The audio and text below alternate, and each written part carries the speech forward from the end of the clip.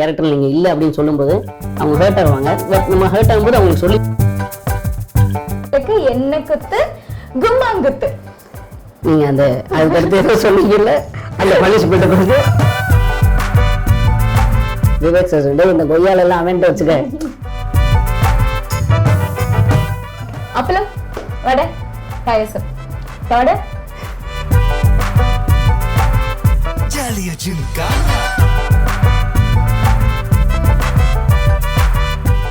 So இப்போ cinema ஃபீல்டுக்குள்ள வந்தாச்சு, நம்ம நிறைய நடிகர்கள் கூட நடிச்சாச்சு, அதுவும் பெரிய பெரிய ஹீரோஸ் கூட தான் நம்ம ரீச் ஆயிருக்கோம். இந்த டைம்ல வந்து யூடியூப் சேனல் ஸ்டார்ட் பண்ணலாம் அப்படின்றது அந்த தோணல் எதனால? தர்ஸ்டி க்ரூ அது ஆக்சுவலி காரணம் பார்த்தீங்கன்னா, நான் அம்பாசமுத்திர அம்பானி நடிச்சதுக்கு அப்புறம் டேரக்டர் என்கிட்ட முதல் ஒரு வார்த்தை சொன்னார், எல்லா படங்களும் இதே மாதிரி கேரக்டர் உனக்கு வரும்னு சொல்ல முடியாது, படம் ஃபுல்லாக த்ரூ அவுட்டாக இருக்க மாதிரி. ஏன்னா அதுக்கு வந்து நான் சினிமாவில் வர்றதுக்கு இந்த உருவம் ஒரு வசதியான ஒரு இதாக இருந்துச்சு. பட் நான் சினிமாவில் அப்படியே ட்ராவல் பண்ணிட்டே இருக்கிறதுக்கு இந்த உருவம் கரெக்டான இதாக இல்லை. ஏன்னா அதுக்கப்புறம் தாடி மீசையெல்லாம் வந்து அந்த டைமில் பார்த்தீங்கன்னா சின்ன பையன் கேரக்டர், அவரோட அசிஸ்டன்ட் இவரோட அசிஸ்டன்ட் அப்படி தான் இருந்துச்சு. ஹீரோ கூட ஃப்ரெண்டாக ஈக்குவலான கேரக்டர்னா இப்போ ஹீரோ ஒரு மெச்சூர்டான இப்போ சிவகார்த்திகேயன்ல விஜய் சேதுபதி அவங்க மாதிரி இருக்காங்கன்னா அவங்க கூட பண்ணும்போது அவங்க ஏஜ் கேட்டகரிக்கு நான் வயசில் மூத்தவனாக இருக்கலாம், பட் தாடியில் இருக்கலாம், அப்பியரன்ஸில் பார்க்கும்போது சின்ன பையன் மாதிரி இருக்கனால ஸோ மோஸ்ட்லி அந்த ஹீரோ ஃப்ரெண்டு கேரக்டர் பண்ணுறது காமெடியாக த்ரோ அவுட்டாக பண்ணுறதுக்கு அதுக்கான வாய்ப்புகள்லாம் ரொம்ப கம்மியாக ஆரம்பிச்சது. காம்படிஷன் ஹெவியாச்சு. அப்போ தான் சின்ன பையன் அந்த வரைக்கும் நாங்கள் 2 பேர் தான் இருந்தோம், அருண்குமார் நானும் தான் இருந்தோம். அதுக்கப்புறம் தான் இந்த காம்படிஷன்லாம் வந்துச்சு. அதுக்கப்புறம் வாய்ப்புகள் ரொம்ப கம்மியாக ஆரம்பிச்சது. அதுக்கப்புறம் நான் ஏற்கனவே சார்ட்ட பயங்கர சார்ட்ட ஒர்க் பண்ணியிருக்கேன். அதுக்கப்புறம் நிறைய படங்களில் ஸ்கிரிப்ட்லாம் டைப் பண்ணியிருக்கேன். தம்பிராமன் என்ன சொன்னாங்க, இந்த மாதிரி இந்த படத்தில் அசிஸ்டன்ட் டைரக்டர் ஒர்க் பண்ணுன்னு சொல்லிட்டு மணியார் குடும்பம்ன்ற படம் நான் நடிக்க தான் வாய்ப்பு கேட்டு போனேன். அப்போ அண்ணன் சொன்னாங்க நீ ஒர்க் பண்ணு அப்படின்னு சொல்லி. அண்ணங்கிட்ட அஃபிஷியலாக அசிஸ்டன்ட் டைரக்டர் டைட்டில் கார்டு வந்தது அந்த படத்தில் தான். அதுக்கப்புறம் நான் ஷார்ட் ஃபிலிம்ஸ் பண்ணேன் நிறையா. ஆனால் ஷார்ட் ஃபிலிம்ஸ் ரீச் ஆச்சு. பட் என்னென்னா ஒவ்வொரு ஷார்ட் ஃபிலிம் பண்ணுறதுக்கும் பட்ஜெட் தேவைப்படுது. ஆனால் நீங்கள் யூடியூப்பை பொறுத்தளவு கண்டென்ட் இருந்தால் போதும், அதுக்கு பட்ஜெட் தேவையில்லை. நீங்கள் நம்ப வைக்கிற மாதிரி கண்டென்ட்டை பண்ணிட்டாலே போதும். அதனால் வந்து இதுதான் நம்ம வந்து நம்மளை ப்ராக்டிஸ் பண்ணி என்னை நான் வந்து இம்ப்ரூவைஸ் பண்ணிக்கிறதுக்காக தான் மெயினாக யூடியூப் சேனல் ஸ்டார்ட் பண்ணேன். ஏன்னா படங்கள் டைரக்ட் பண்ணணும்னு ஆசை. ஸோ படம் பண்ணுறதுக்கான முயற்சிகள் போயிட்டுருக்கு. அதுக்காக தான் மெயினாக யூடியூப் பிளாட்ஃபார்மை தேர்ந்தெடுத்தேன். ஸோ இப்போ வந்துட்டு எல்லாருமே வந்துட்டு பண்ணால் ஹீரோவை தான் பண்ணணும், இந்த குட்டி குட்டி ரோல்ஸ் ஃப்ரெண்ட் கேரக்டரோ ஒரு சின்ன சின்ன நகைச்சுவை ஓரியன்டட் கேரக்டரோ பண்ணுறதுக்கு யோசிக்கிறாங்க. ஸோ ஹீரோவாக பண்ணும் இல்லை லீடாக பண்ணும், இதுலேயே வந்து நிறைய வருஷங்கள் வந்துட்டு போயிட்டே இருக்கு. ஸோ அந்த மாதிரி ஒரு அப்கமர்ஸ்க்குலாம் என்ன சொல்ல விரும்புறீங்க? இல்லை இப்போ பார்த்தீங்கன்னா சினிமாவில் வாய்ப்புகள் கிடைக்கிறது டிக்டாக் வீடியோ. இப்போ டிக்டாக் பேன் ஆயிடுச்சு. பட் ஆனால் டிக்டாக் இல்லை ஷார்ட்ஸு ஏதாவது ஒரு யூடியூப் வீடியோவில் இதில் வைரல் ஆகிட்டாங்கனாலே வாய்ப்புகள் கிடச்சிருது. பட் அதுக்கடுத்து சஸ்டெயின் பண்ணுறது அவங்களோட கையில் தான் இருக்குது. நாங்கள் இப்போயுமே இந்த ஃபோட்டோஸ் கொடுத்து வாய்ப்புகள் வாங்குறது இருக்குது. பட் இப்போ வந்து என்னென்னா கொஞ்சம் அட்வான்ஸ்டாக வாட்ஸ்அப்பில் அனுப்புறது, மெயில் பண்ணுறது அப்படி போயிடுச்சு. நம்ம அந்த ஸ்டேஜ்லலாம் பார்த்தீங்கன்னா ஃபோட்டோஸ் ஆஃபீஸாக போயிட்டு ஃபோட்டோஸ் கொடுத்து நம்பர் கொடுத்து அவங்க பார்க்கும்போது அந்த ஃபோட்டோ கரெக்டாக கையில் வந்து அப்படி தான் வாய்ப்புகள் கிடச்சிது. இப்போ ஈஸியாக கிடச்சிருது கண்டிப்பாக. ஸோ இப்போ வந்து பார்த்திங்கன்னா ஈஸியாக கிடச்சிருது. அந்த கிடைக்கிற வாய்ப்புகளை கரெக்டாக பயன்படுத்திக்கணும். சினிமாவில் இனிஷியலாக உள்ளே வரும்போதே வந்து நான் இப்படி தான் நடிப்பேன் அப்படி தான் நடிப்பேன்னு ரொம்ப இது பண்ண முடியாது. ஏன்னா எந்த கேரக்டர் கிளிக் ஆகும்னு நம்மளால் சொல்ல முடியாது. நீங்கள் எக்ஸாம்பிள் எடுத்திங்கன்னா நிறைய படங்கள் இருக்குது, ஒரு சீன் தான் வந்திருப்பாங்க, ஒரே ஒரு ஷார்ட் தான் வந்திருப்பாங்க, அவங்களாம் பார்த்தீங்கன்னா பயங்கர ரீச் ஆகிருப்பாங்க. அதனால் வந்து எது கிளிக் ஆகுன்னு சொல்ல முடியாது. ஸோ கிடைக்கிற வாய்ப்புகளை பண்ணலாம், நமக்குன்னு என்ன பிராப்தம் இருக்கோ அது கிடைக்கும், அவ்வளோதான். சரி, இப்போ நம்ம வந்துட்டு ஒரு கேம் தான் நான் சொல்லுவேன், அதை நீங்க ஃபாஸ்டா பண்ணணும். அது மிஸ் பண்ணிட்டீங்க அப்படின்னா எனக்கு நீங்க கேஷ் தரணும். எவ்வளவு பெட் பண்ணலாம்? பெட் என்ன ஒரு 5 ரூபாயிலிருந்து ஆரம்பிப்போம். 5 ரூபாயில இருந்து தான் ஆரம்பிக்கலாமா? சரி, நான் திருப்பி கொடுப்பீங்களா? நான் 1 ரூபி தரேன். அப்ப நம்ம 5 ரூபாய் அதான் நீங்க 1 ரூபி. அப்ப நம்ம 5 ரூபாய் வச்சுக்கலாம். பரவாயில்ல, கொஞ்சம் பணம் ஜாஸ்தியா இருக்கு. ஃபைன். சோ இது என்னன்னா அப்பளம் வடை பாயாசம். இது வந்து ஃபாஸ்டா சொல்லுவேன். கையில காட்டணுமா? நீங்க சொல்றது நான் செய்யணுமா? அப்பளம் இது அப்பளம், இது vada, okay, and payasam. Okay. So இது வந்து ஃபாஸ்டா பண்ணனும். நான் சொல்லிட்டே இருப்பேன். ஒரு 10 டைம்ஸ் சொல்றேன்னு வெச்சுக்கோங்களேன். ஓகே. சோ அதுலக்குள்ள மிஸ்டேக் வர கூடாது. ஓகே. சோ அது மாதிரி ஓகேவா? பிராக்டீஸ் பண்ணிக்கிறீங்களா? அதான் appalam vada payasam. Okay okay okay fine, start பண்றோம். ஓகே. அப்பளம் வடை பாயாசம். வடை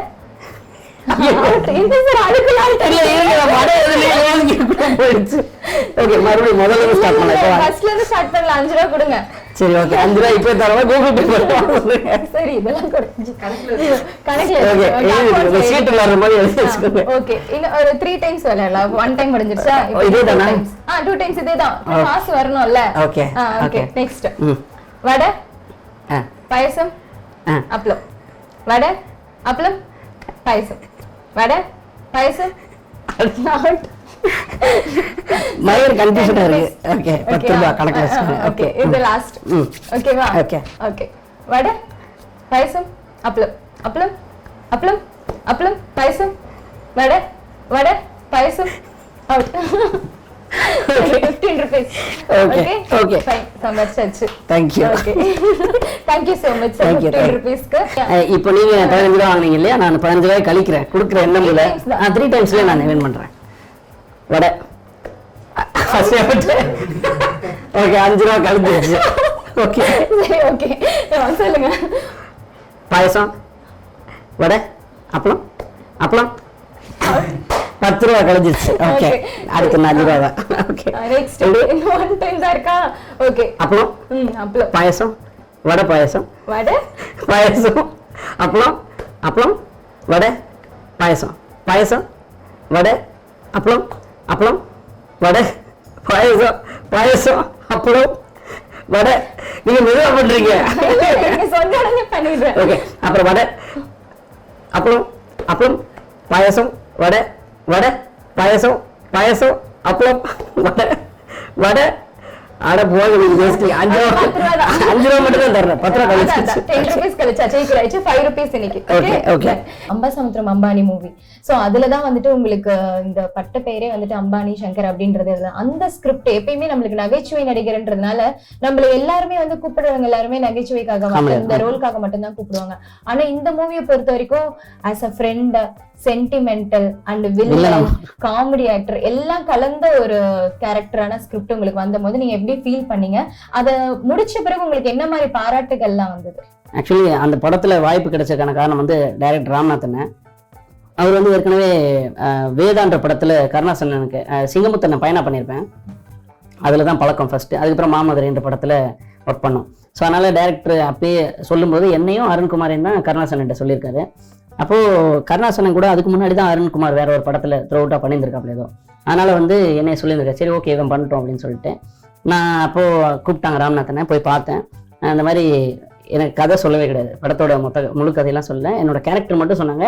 அந்த நாட்கள்ல பாக்யராஜ் சார் கூட ஹாதா சைப் சார் வருவார்ல அந்த மாதிரி ஒரு கேரக்டர் த்ரூ அவுட் மூவி இருக்கும் அப்படின்னு மட்டும் சொல்லிட்டாங்க. இப்போ ஒவ்வொரு நாள் ஷூட்டிங் போறோம்னா அன்னைக்கு என்ன சீனோ அதை மட்டும் தான் டைரக்டர் சொல்லுவார்.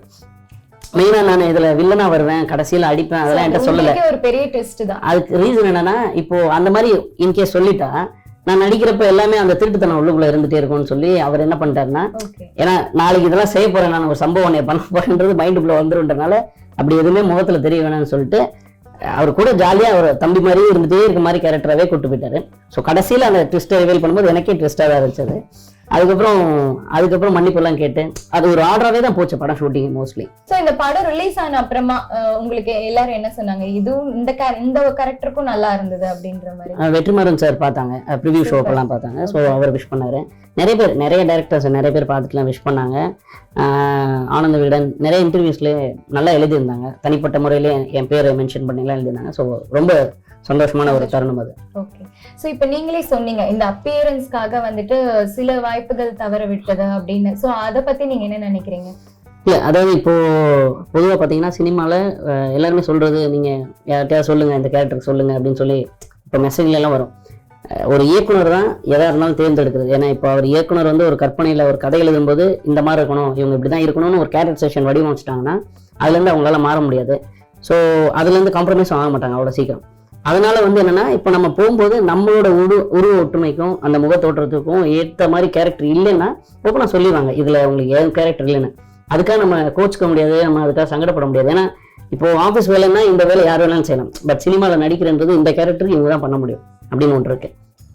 அதனால அதை பெருசாக இது பண்ணுறது கிடையாது. இப்போ நம்மளே கண்டென்ட் இப்போ யூடியூப் வீடியோலே எடுத்துக்கிட்டிங்கன்னா நம்மளே ரெகுலராக பண்ணுறவங்களுக்கு இந்த வாரத்தில் இந்த கேரக்டர் நீங்கள் இல்லை அப்படின்னு சொல்லும்போது அவங்க ஹர்ட் ஆகுவாங்க. பட் நம்ம ஹர்ட் ஆகும்போது அவங்களுக்கு சொல்லி புரிய வச்சிடலாம் ஈஸியா. ஏன்னா அதுக்கேற்ற மாதிரி உங்களோட இது இல்லை அமைப்பு இல்லை அப்படின்னு சொல்லும்போது அதை பத்தி எந்த பாதரேஷனும் கிடையாது. ஓகே. சோ நீங்க விவேக் சார் கூடயும் பண்ணிருக்கீங்க.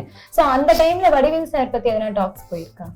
ஒரு சீன்ல முரட்டு காலையில வந்து சுந்தர்சி சார் தம்பியா பண்ணியிருப்போம் நாங்க. அப்போ கருப்பசாமிக்கு தேவையெல்லாம் நான் வடிவேல் நான் கொய்யால் 50 ரூபாய் கொடுக்குறேன்லாம் கேட்டிருப்பேன். அதே டைலாக் வந்து டைரக்டர் தான் சொன்னது. சிலபரி சார் தான் என்ன சொன்னாருன்னா கொய்யால திருடிட்டு ஓடுறேன் அப்படின்னு விவேக் சார் சொல்லிட்டு இந்த கொய்யால எல்லாம் அவன்ட்டு வச்சுக்க அவங்க 2 பேரும் ஃப்ரெண்ட்ஸ்ன்றனால அவங்க ஜாலியா படத்திலே லைவாவே டைலாக்லயே இருந்துச்சு, இந்த கொய்யால அதெல்லாம் வந்து அவனை சொல்லு ஏன்ட்ட வச்சுக்கிட்டேன் அப்படின்ற மாதிரி விவேக் சார் அதுல ஒரு லேடி கேரக்டர் மாதிரி போட்டுப்பாரு. அது கடைசியில தான் ரிவீல் ஆகும். ஸோ அதுக்கு முன்னாடி நான் விவேக் சாருக்கு சின்ன வயசெல்லாம் பண்ணியிருக்கேன், ஜூனியர் விவேக்கா பண்ணியிருக்கேன், அப்புறம் பசுபதி படத்துல ஒரு காம்பினேஷன்ல பண்ணியிருக்கேன். ஸோ விவேக் சார் நல்ல பழக்கம் முன்னாடி இருந்து. ஸோ இப்போ நீங்க வந்து நகைச்சுவை நடிகர் இதை தாண்டி வந்துட்டு நம்ம தர்ஸ்டி க்ரோ அப்படின்ற ஒரு யூடியூப் சேனல் ரொம்ப சக்ஸஸா ட்ரெண்டிங்ல போயிட்டு இருக்கு. இதையும் தாண்டி நீங்க இந்த சோஷியல் அவேர்னஸ்லாம் பண்றதா கேள்விப்பட்டிருக்கோம். ஸோ அதை பத்தி நீங்க சொல்லுங்க. நான் 2015 வர்தா புயல் வந்துச்சு. ஸோ வர்தா புயலுக்கு அடுத்து நாங்கள் டீ கடை ஏரியாவில் எப்பயுமே ஷூட்டிங் இல்லைன்னா மோஸ்ட்லி நிறைய பேர் ஒரு 20-30 பேர் ஒரு பாரதியார் தெருன்னு இருக்கு சாலிகிராமத்தில், அங்கே எல்லாருமே சந்திப்போம். அப்படி எல்லாருமே இருந்த டைமில் தான் இந்த வர்தா புயல்னு வந்துச்சு. அதுக்கப்புறம் எல்லாருமே வெளியூர்லேருந்து வந்தவங்க, சென்னை வாசிகள்ன்றது ஒரு 2-3 பேர் தான் அதில் கவுண்ட் பண்ணுற மாதிரி இருப்பாங்க அந்த சர்க்கிளில். மீது எல்லாருமே வெளியூர்லேருந்து வந்தவங்க. அப்போ நமக்கு அடைக்கலம் கொடுத்த சென்னைக்கு நம்மளால் முடிஞ்ச ஏதாவது ஒரு உதவி பண்ணணும். ஏன்னா ஃபியூச்சர் ஜென்ரேஷனுக்கு அது கிட்டத்தட்ட லட்சக்கணக்கான மரங்கள் விழுந்துச்சு. கணக்கில் கூட ஏதோ கம்மியாக தான் சொன்னாங்க, பட் எக்கச்சக்க ஏரியாவில் மரங்கள் விழுந்துருச்சு. ஸோ நம்மளால் முடிஞ்ச அளவு மரங்கள் வைப்போம் அப்படின்னு சொல்லி ஒரு பிளான் பண்ணோம். கிட்டத்தட்ட 7 வருஷம் ஆகுது. 2015 அடுத்து 16லேருந்து ஸ்டார்ட் பண்ணோம். 6 வருஷம் 7 வருஷம் போயிட்டுருக்கு. 6 வருஷம் 7 வருஷம் போயிட்டுருக்கு. இப்போ மரங்கள் பார்த்தீங்கன்னா 5000 சொச்ச மரங்கள் கிட்ட இது வரைக்கும் வச்சு வளர்த்துருக்கோம். இனி ஒரு விதி செய்வோம் அமைப்போட பேர் வந்து இனி ஒரு விதி செய்வோம். இதுதான் உங்களோட அமைப்போட பேர். ஸோ இது வந்து ட்விட்டர், இன்ஸ்டா எல்லாத்துலயுமே. ஸோ எந்தெந்த ஏரியால இது வரைக்கும் நீங்க கவர்? நாங்கள் மோஸ்ட்லி சாலிகிராமம், வடபழனி, வலசரவாக்கம், அசோக் நகர், கேகே நகர், இந்த மாதிரி எங்களுக்கு எது ஒரு பைக்ல போய் நாங்கள் எவ்வளோ தூரத்துக்கு போக முடியுமோ அந்த சர்க்கிள் சரௌண்டிங் எல்லாமே மோஸ்ட்லி கவர் பண்ணிடுறோம். சரி, ஓகே. இப்போ நம்ம கொரோனா சிச்சுவேஷன் வந்தது. ஸோ அதில் வந்து யாருக்குமே வந்து வேலை வாய்ப்புகளே இல்லாமல் இருந்தது. அந்த டைமில் வந்து நீங்கள் எப்படி மேனேஜ் பண்ணீங்க? நான் அப்போலாம் யூடியூப் சேனல் ஸ்டார்ட் பண்ணி 2வது வருஷம் அது. ஸோ நான் என்னென்னா மோஸ்ட்லி கோப்ரோ கேமரா இருக்கு இல்லையா, ஸோ அது வந்து ஜஸ்ட் ஆன் பண்ணிட்டா போதும், அது ஃபோக்கஸ் அதெல்லாம் எதுவுமே இல்லை, அது டேரெக்டாக ஓப்பன் லைட்டில் எடுத்துரும். ஸோ அதை வச்சு நானே மோஸ்ட்லி முன்னாடிலேருந்து எடிட் பண்ணுறேன். ஃபர்ஸ்ட் ஒரு 40 வீடியோ வரைக்கும் எடிட்டர் அந்த மாதிரிலாம் ஒர்க் பண்ணாங்க. ஆமாம், 1 man ஷோ மாதிரி பண்ணிட்டு உட்காந்து. ஸோ அதிலே கண்டென்ட் வீடியோஸ் பண்ணேன். நிறைய பேர் வந்து வீடியோ இது பண்ணிட்டு பேசுவாங்க, ப்ளாக் மாதிரி அந்த மாதிரி பண்ணுவாங்க. நான் அதிலே கண்டென்ட் வீடியோஸ் பண்ணேன். ஸோ அது கை கொடுத்துச்சு, அது சக்ஸஸாக போச்சு. அப்போ ஸோ இனிஷியல் ஸ்டேஜில் நீங்கள் சென்னை வரும்போது பாக்கியராஜ் சார் தான் வந்துட்டு உங்களுக்கு ஃபுல் அண்ட் ஃபுல் எல்லாம் பார்த்துக்கிட்டாருன்னு சொன்னீங்க. ஸோ அதுக்கப்புறம் படங்கள் நீங்கள் முயற்சி எடுத்து போனதா சொன்னீங்க. அப்ரோச் வந்து நீங்கள் எப்படி அப்ரோச் பண்ணீங்க? அண்ட் ஒரு சர்டன் ஸ்டேஜுக்கு அப்புறமா உங்களுக்கும் நிறைய அப்ரோச்சஸ் வந்திருக்கும், அதை பற்றி சொல்லுங்கள். சினிமா பொறுத்தளவு பார்த்தீங்கன்னா, இப்போ ஒரு இயக்குனர் கதை எழுதும்போது அந்த கதாபாத்திரத்தை யோசிக்கிறப்ப இந்த நபர் தான் சொல்லி பேர் எழுதுகிற வரைக்கும், அந்த ஸ்டேஜ் வர்ற வரைக்கும் நம்ம முயற்சிகள் நம்ம தான் பண்ணணும். சினிமா பொறுத்தளவு அதுதான். ஸோ இப்போ வரைக்குமே முயற்சிகள் நானும் பண்ணுவேன். நமக்கு அதுவாக வர்றதும் வரும். ஐ மீன் அந்த கேரக்டர் அவங்க ரெடி பண்ணதுக்கப்புறம் இந்த கேரக்டருக்கு இவரை போடலான்னு சொல்லி சில அசிஸ்டன்ட் டேரக்டர் ப்ரிஃபர் பண்ணுவாங்க, சில மேனேஜர் சொல்லுவாங்க, கோ டைரக்டர் சொல்லுவாங்க. சினிமா பொறுத்தளவு சர்க்கிள் தான். இப்போ நீங்கள் அவங்களோட டச்சில் இருந்தீங்கன்னா அவங்களுக்கு அந்த டைமில் ஸ்ட்ரைக் ஆச்சுன்னா சார் இவரை போடலாம், அப்போ ஏதாவது வீடியோ பார்க்கலாம், அப்போ ஏதாவது காமெடிஸ் ஏதாவது வரலாம், அன்னைக்கு காலையில் அவங்க பார்த்துருக்கலாம், அப்படி கிடைக்கிறது உண்டு.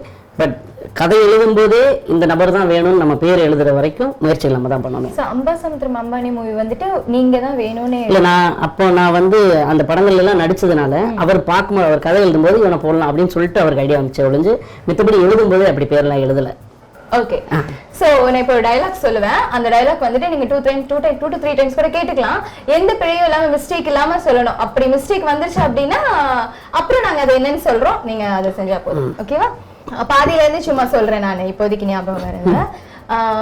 என்ன அம்மா டீச்சர் அம்மா, என்ன டீச்சர் கணக்கு டீச்சர், என்ன கணக்கு மொட்டை கணக்கு, என்ன மொட்டை பழனி மொட்டை, என்ன பழனி வடை பழனி, என்ன வடை ஆம வடை, என்ன ஆம கொளத்தாம, என்ன குளம் திரி குளம், என்ன திரி விளக்கு திரி, என்ன விளக்கு குத்து விளக்கு, என்ன குத்து கும்மாங்குத்து. நீங்க அந்த அதுக்கடுத்து ஏதோ சொன்னீங்கல்ல அந்த பனிஷ்மெண்ட் கொடுக்க சத்தியமா முடியாது. இல்ல சின்ன வயசுல விளையாடி இருக்கலாம். பட் ஆனா எனக்கு உண்மையிலே இப்ப நீங்க சொல்லல 4 வாரத்தை கும்மா குத்து மட்டும் தான் எனக்கு கேட்டுச்சு. டைரக்டாவே நம்ம பனிஷ்மெண்ட் கேள்விகள் தான். என்ன கேள்வினா, இப்ப இந்த ஷோ வந்திருக்கீங்களா, இந்த ஷோல உங்களுக்கு பிடிச்ச ஒரு விஷயம், பிடிக்காத ஒரு விஷயம் இருந்தா சொல்லலாம். பிடிச்ச விஷயம்னா நானா அப்படி வச்சுக்கலாம். ஓகே, எனக்கு ஆன்சர் கொடுத்துருங்க. தேங்க்யூ. இல்ல இது தனியா ஒரு செக்மெண்ட் நம்ம வச்சுக்கலாம். ஷோ பத்தி என்ன பிடிச்சிருந்தது அத சொல்லுங்க. நான் நிறைய விஷயம் ஜாலியா விளையாடிட்டு கொஞ்சம் ரிலாக்ஸா இருந்தேன். பேரே வந்து ஜாலியா ஜிம்கா, அதனால ஜாலியா இருந்துச்சு. ஸோ அது ஒண்ணு. நான் முதல்ல யோசிச்சு என்னன்னா, நீங்கள் ஸ்டார்ட் பண்ணும்போது ஃபஸ்ட்டு கொஞ்சம் தடுமாறிங்களா? நான் ஏற்கனவே ஒரு சேனலுக்கு போய் இன்டர்வியூ கொடுத்தேன். அவங்க என்னை இப்படி ப்ராங்க் பண்ணாங்க, எனக்கே தெரியாது சத்தியமாக. அந்த ஆங்கர் வந்து பயங்கரமான ஆங்கர், அவர் பயங்கரமான ஆங்கர் பண்ணுவாப்புல. பட் எனக்கு தெரியாது அது, நான் பார்த்ததில்ல அவரை. அதனால் அவர் இந்த மாதிரி புதுசாக வந்திருக்காப்புலன்னு சரி ஓகே அவர் பண்ணுறாருன்னு பண்ணிட்டு இருந்தப்பல திடீர்னு அழுதாப்புல, ஒரு ஃபோன் வந்துச்சு, அழுக ஆரம்பிச்சிட்டாப்புல. நான் என்னங்காச்சு அப்படின்னு சொன்னேன். இல்லை லைவ் விட்டுருக்கு, எனக்கு தெரியவே தெரியாது. ஒன்றும் இல்லைங்க ஒரு நாய் செத்து போச்சா அந்த மாதிரின்னு. சரி இன்னொரு நாள் கூட இன்டர்வியூ எடுத்துக்க போயிட்டு வரட்டுன்னா இல்லை பண்ணலைன்னா சண்டை போடுற மாதிரிலாம் ஆக்ட் பண்ண ஆரம்பிச்சிட்டாங்க. நான் உட்காந்துட்டு நடாது இன்டர்வியூ தரீங்க இப்படியா அப்படின்னு சொல்ல கடைசியில் ப்ராங்க்னு சொன்னாங்க. நான் அந்த மாதிரி நீங்கள் ஆரம்பிச்சிங்களா, இங்கே ஒரு ஃபோன் அடிச்சுது, கரெக்டாக டீக்கு கதவை திறந்தாங்க. நான் நினச்சேன் ரைட் இங்கே ப்ராங்க் ஸ்டார்ட் பண்ணுறேன் அப்படின்னு நினச்சேன். பட் நல்லா இருந்துச்சு, ஜாலியாக இருந்துச்சு. ஸோ என்ஜாய் பண்ணீங்க நம்ம ஷோவில். ஆமாம். ஸோ நெக்ஸ்ட் விஷயம் வந்து பிடிக்கல அப்படின்ற மாதிரி எதுனா விஷயங்கள் அப்படிலாம் எதுவும் இல்லை. எதுவுமே இல்லை. ஸோ ஹாப்பி தான், டைம் போனதே தெரியல, ரொம்ப ஹாப்பி. கண்டிப்பா. ஓகே சரி, அப்படியே உங்க இந்த வந்து விஜய் பத்தி எதுனா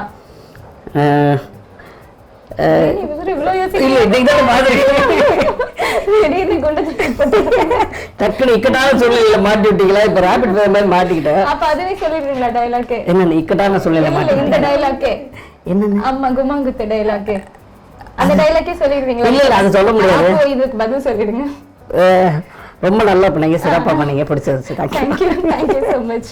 ஸோ உங்க ஃபியூச்சர் ப்ராஜெக்ட்ஸ் அந்த அப்டேட்ஸ் பத்தி சொல்லுங்க. இடிமுழக்கம் ரிலீஸ் ஆகுது. சீனு ராமசாமி சார் டைரக்ஷனில் ஜிவி பிரகாஷ் சார் ஹீரோ பண்ணிடுறாங்க. அப்புறம் நந்திவர்மன், தீர்க்கதரிசி, நிறைய படங்கள் ரிலீஸ்க்காக வெயிட்டிங்கில் இருக்குது. இப்போ போயிட்டுருக்கு.